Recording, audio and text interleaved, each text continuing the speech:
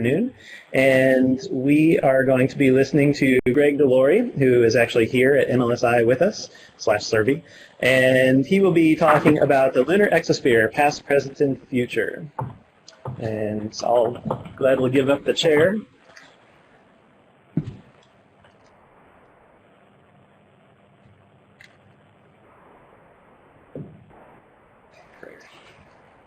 Hello, everyone. The purpose of this talk is to provide some history and context for the Exosphere section that you're going to see in the Virtual Institute forum. So I'll just get right to it, assuming this works. Okay. So this is about the Lunar Exosphere in the past, present, and future.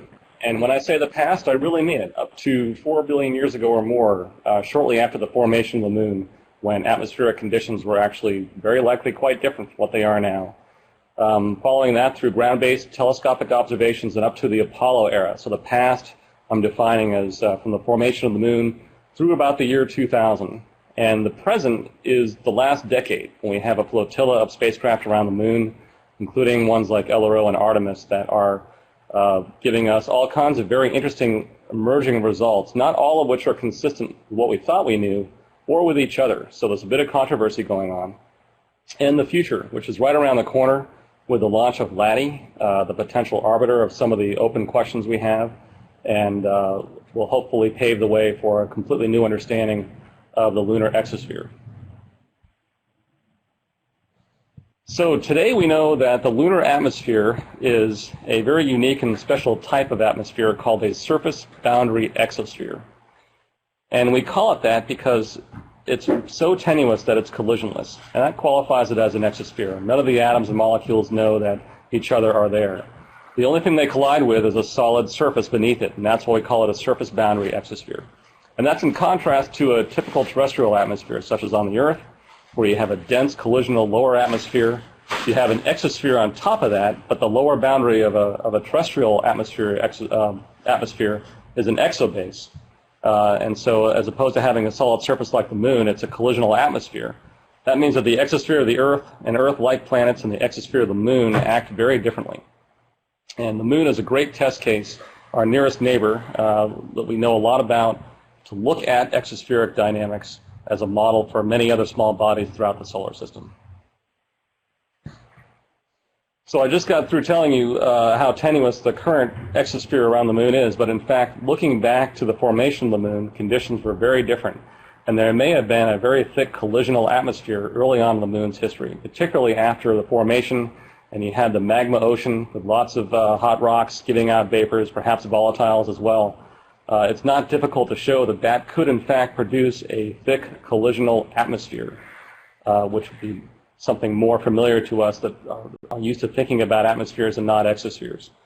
Then if you go forward about 1 billion years, or rather throughout the first billion years of the Moon's life in the second epoch, the atmosphere likely fluctuated between a collisionless and a collisional one, depending upon what was going on with heavy bombardment and perhaps volcanism.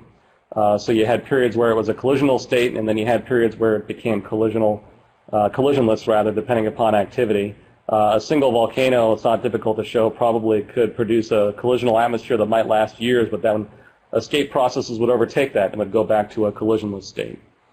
And the third epoch, roughly 3.5 billion years ago until now, which it's probably very close to the state that it's in now. It's for the most part collisionless, although it's not impossible that in our lifetime we could see a collisional period if we had a large impact, maybe something like 10 meters or so hitting the Moon.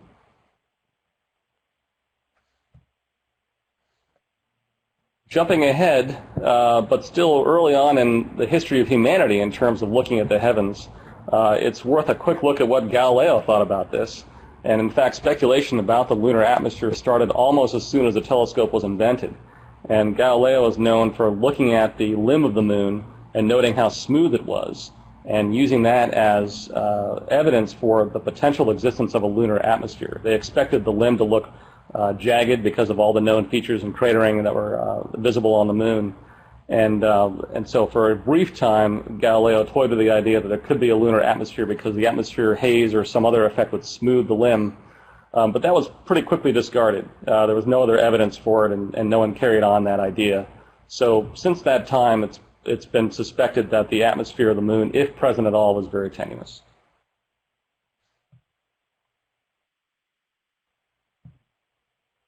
The real renaissance came during Apollo, and we had a large number of surface experiments as well as orbital ones that were telling us all kinds of interesting things about the exosphere. We had surface experiments like the total pressure gauge. We had the lunar atmosphere and composition experiment, which is a neutral mass spectrometer. We had charged particle measurements, alpha particle spectrometer. We had orbital ultraviolet spectrometers as well, looking at remote sensing detection of the exosphere. Here are two examples of noble gases detected by Apollo. One is argon-40. It's almost certainly from the interior of the moon. This is a gas that condenses on the night side, so you see a diurnal cycle in its activity with a peak at the sunrise terminator as heat starts to lift off the argon from the surface. It's literally like an argon wind around the terminator. And you look at another noble gas like helium, which is very different because it doesn't condense, and in fact its density goes to a maximum on the night side because of lateral motion across the terminator boundaries as things cool and scale heights get lower. So this is two really good examples of exospheric dynamics for noble gases that are probably mostly thermally driven. We also detected pretty good evidence for the presence of radon indirectly using the alpha spectrometers.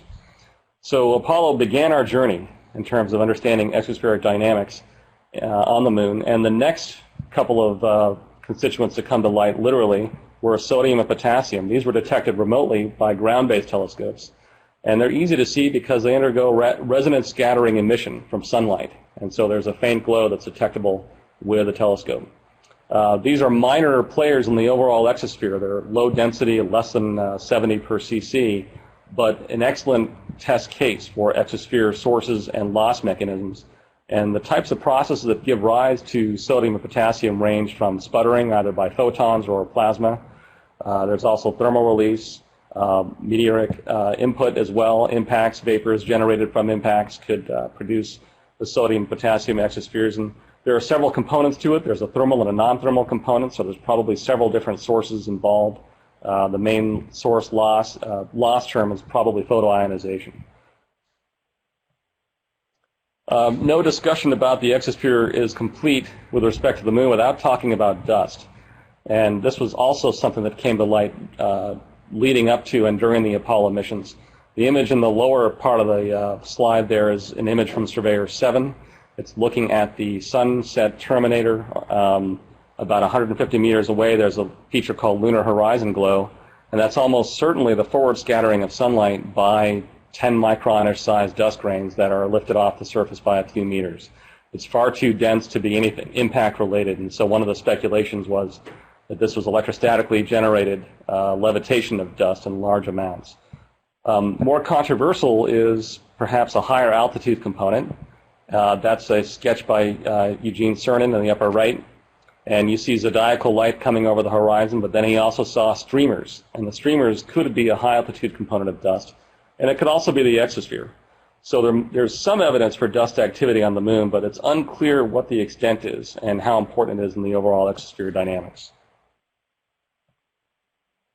Apollo really put forth the idea of a surface boundary exosphere in terms of the moon, in which you've got the various sources that I've talked about: photon-stimulated desorption, impact vaporization, plasma sputtering, thermal release, chemical release, and internal processes, if there's any geophysical activity, can all spew atoms out into space from the lunar surface. And some of these will escape outright through typical Jeans escape. Some of them will come back to the surface and interact with the surface in different ways, hop around until they're lost by Jeans escape again, or perhaps photoionization. And to a large extent, exosphere dynamics are mediated by this surface interaction between all these different constituents. And you can also imagine the moon as having 100 different atmospheres, because argon behaves very differently than, say, sodium or some other constituent. And they don't know that each other are there because it's collisionless. So it's a pretty complex and interesting environment from an atmospheric point of view. So to summarize, where we were from the pre-Apollo era through 2000, the lunar exosphere is indeed tenuous. It's a surface boundary exosphere. So far, its behavior is consistent with that. We know that argon, helium, potassium, sodium, and radon are present. There have been intense searches for other constituents, but only upper limits have been obtained, no direct detections up until that point. There's a great table in a review article by Alan Stern in 1999 that summarizes those searches and what those upper limits were at that time. And for dust, there was very likely some activity near the surface, possibility for a high altitude component. Some modeling was done in that area, but nothing completely definitive. Okay, moving on to the present. We're seeing a lot of really interesting emerging results from recent spacecraft and ongoing missions around the moon. And this summarizes some recent results released in a publication from the LAMP team, the Lyman Alpha Mapping Project on LRO. And one of the interesting takeaways from the observations so far is that they've confirmed the presence of helium. They've discovered an H2 exosphere, but argon, which we thought was present from Apollo, is so far missing. So that's a bit of a mystery right there. Overall, the LAMP observations have established upper limits for about 27 different species, half of which didn't have upper limits before, so that we've seen a lot of progress in establishing new upper limits for additional species. And the upper limits have been pushed down for many of these. For example, the previous upper limit for oxygen was about a few hundred, maybe 500 ppcc, and that's been pushed down to around 5 per cc. So we're making a lot of progress in establishing what these upper limits are. In the case of oxygen, for example, 5 per cc is roughly consistent with what one might expect from a sputtering source.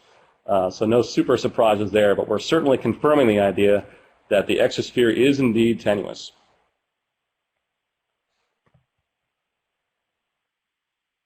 Moving on to another mission called Artemis. And for those of you who don't know, Artemis is 2 spacecraft actually flying in sort of in tandem around the moon, and they possess a complete complement of plasma and fields instrumentation. Now, Artemis doesn't measure neutrals directly. It measures ions. It was designed to measure protons and electrons, but using a few tricks in the instrument, it's also possible to back out the presence of heavier ions. These are called pickup ions, and they're generated if they're sputtered off the lunar surface or if they're ionized from the lunar exosphere. And because their trajectories depend on their mass, one can use the space in between the moon and Artemis as a poor man's mass spectrometer. And it's possible to separate out these groups of ions into various mass groups, not with great precision, but with enough to at least separate them from lighter elements. And Artemis is actually telling us something very interesting. If you look at the fluxes of these pickup ions, it implies a much higher density for exospheric species than what we might be seeing in LAMP. Now, there could be all kinds of reasons for this. Because Artemis can't identify exactly non-uniquely the mass, it can sort of do it in a mass group, say from 20 to 40. We could be seeing different things in Artemis in terms of composition that's not being detected by or even looked for in LAMP. Or there could be spatial temporal effects. But this discrepancy is fairly pronounced. It's maybe an order of magnitude or more, depending upon what species you think you're looking at.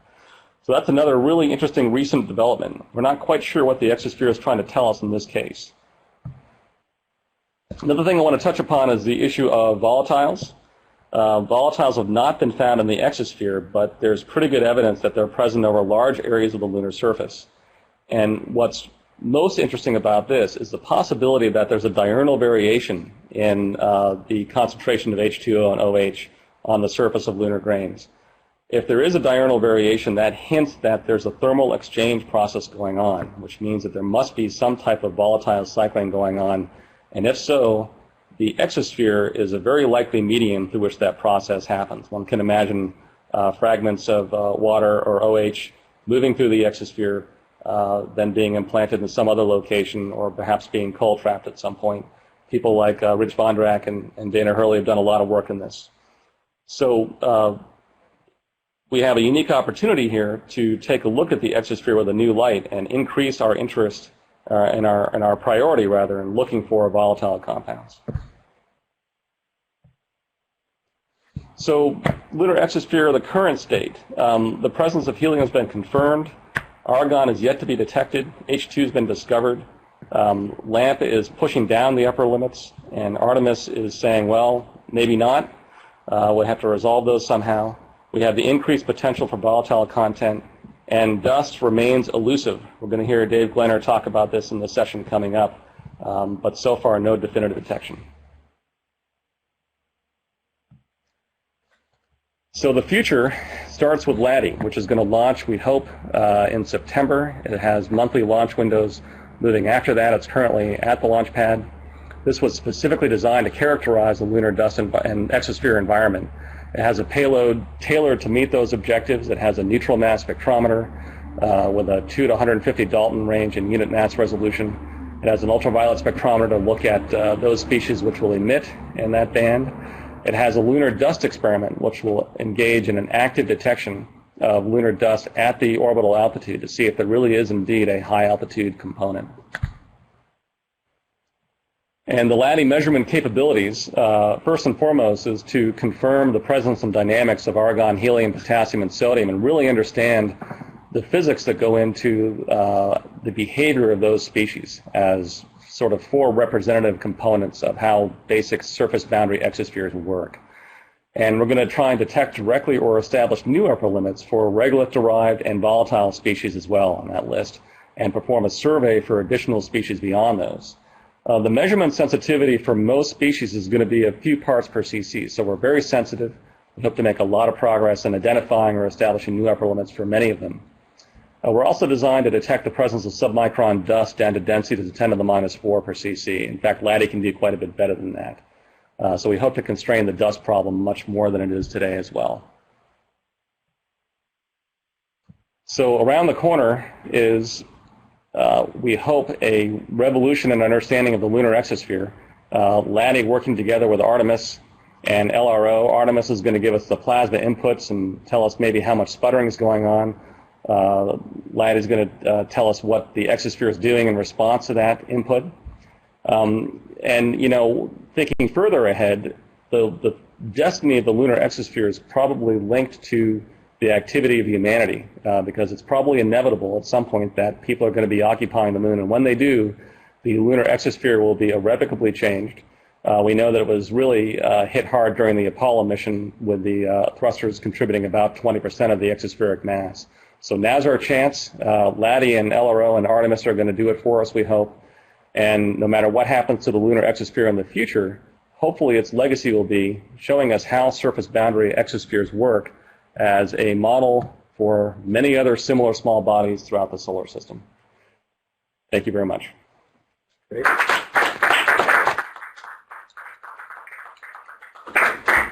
Thanks very much, Greg. There is one question in the presenter questions channel, and it says, what is the exospheric source of the chemical release you were mentioning? So that would be any chemical process happening at the lunar surface that would release something. I don't know that I can be too specific about what those chemical processes would be. You know, one can imagine chemical reactions involving oxygen, for example. Oxygen is extremely reactive, and so it's going to bind and react with almost anything, which is why we probably have a very low abundance of oxygen in the exosphere, because it just doesn't stick around that long. Sure. So there's a whole bunch of chemistry there. I probably can't get too specific about what it is, but that's one example of the oxygen. I also was wondering, do you have an idea, based on current models, what the contribution to the exosphere is of micrometeoroid impacts versus sputtering? So that's one of the key questions that LADEE is going to help answer. Okay. And that is debated very heavily for species like sodium and potassium. Mm-hmm. And people have done experiments where they look at the moon when it's in the shielded part of the magnetosphere, so the solar wind plasma is not hitting it, and they monitor the abundance of sodium and potassium, and then they look at it again in the solar wind. You can find evidence both ways right now, and there's also several different populations of those atoms as well, so that's been hard to unravel. LADEE, we hope, will answer that question. I hope so. Hopefully we'll find out in a couple months. Great. Thanks so much, Greg.